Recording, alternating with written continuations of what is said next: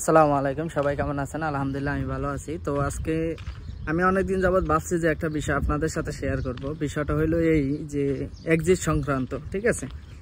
তো এক্সিট সংক্রান্ত বিষয় যে আসলে আমরা যারা সৌদি আরব থাকি তাদের এই দেশে একটাই সমস্যা, হয়তো কফিল নাই, না হয় আকামা এক্সপায়ার, না হয় আকামাই দেয় না দালাল, ঠিক আছে?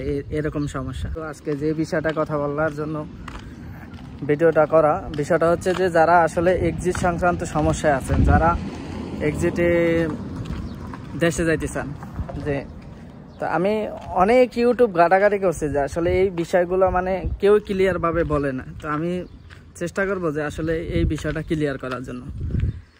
যে ফার্স্ট অফ অল হয়েছে কি, আপনারা যারা এক্সিটে দেশে যাবেন তারা কিন্তু সরাসরি আপনি বাংলাদেশ দূতাবাস আছে ওখানে যাই আপনি জমা দিবেন।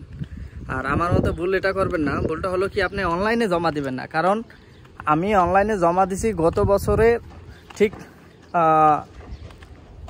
মার্চ বা এপ্রিল মাসে এরকম, ঠিক আছে?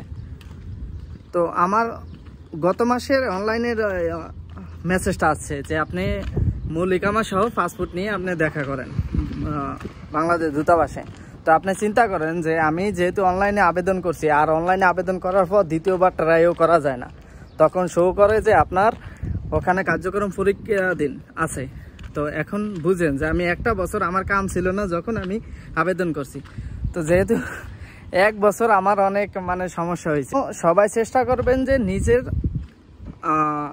নিজের আকামা বা নিজের পাসপোর্টে ফটোকপি এগুলা নিয়ে ফটোকপি নেবেন ফার্স্টে।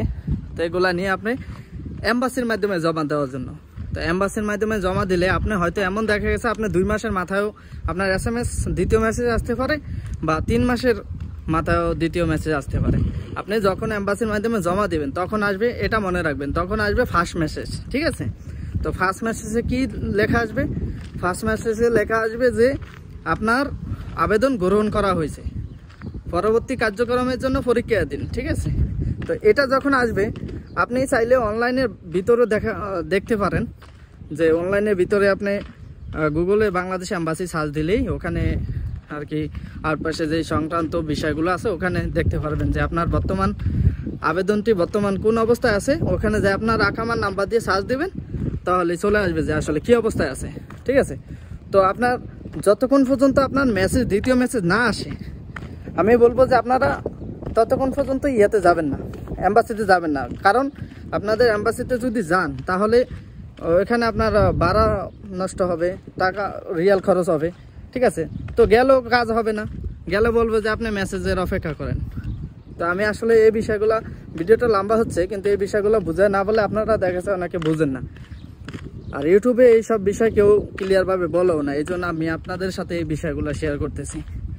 তো আপনি যখন দ্বিতীয় মেসেজ আসবে, দ্বিতীয় মেসেজ আসলে ওখানে লেখা থাকবে যে আপনার মূল ইকামা সহ পাসপোর্ট ফটোকপি সহ আপনি ওখানে একটা তারিখ দেওয়া থাকবে যে আপনি এই সময়ের ভিতরে আপনি জমা দিয়ে আসেন। যখন আপনি জমা দিবেন তখন আপনার তারা ইকামাটা নেবে, আর পাসপোর্টের ফটোকপিটা নিলে এরকম এই যে এরকম একটা মেসেজ আপনার পেপার দিবে তারা, ঠিক আছে? তারা বলবে যে আপনি নেক্সট মেসেজের জন্য অপেক্ষা করেন। আসলে নেক্সট মানে তৃতীয় মেসেজটা এই যে তৃতীয় মেসেজটা এই যে আপনার ফাইনাল মেসেজ। তো আমি যেহেতু আবেদন করছি 1 বছর আগে, 1 বছর পর আমার দ্বিতীয় মেসেজ আসছে। আর এখন আমি আবার গত মাসে যাই আমার ইকামা আর পাসপোর্ট জমা দিছি, তো আমাকে এরকম একটা স্লিপ ধরায় দিছে, ঠিক আছে? তো এখন তৃতীয় মেসেজের অপেক্ষায়। তো যখন তৃতীয় মেসেজ আসবে ইনশাল্লাহ আমি বাকিটা আপনাদের সাথে শেয়ার করব। তো এই ভিডিওটা এই পর্যন্তই। ভালো লাগলে একটা লাইক, শেয়ার, সাবস্ক্রাইব করবেন অবশ্যই।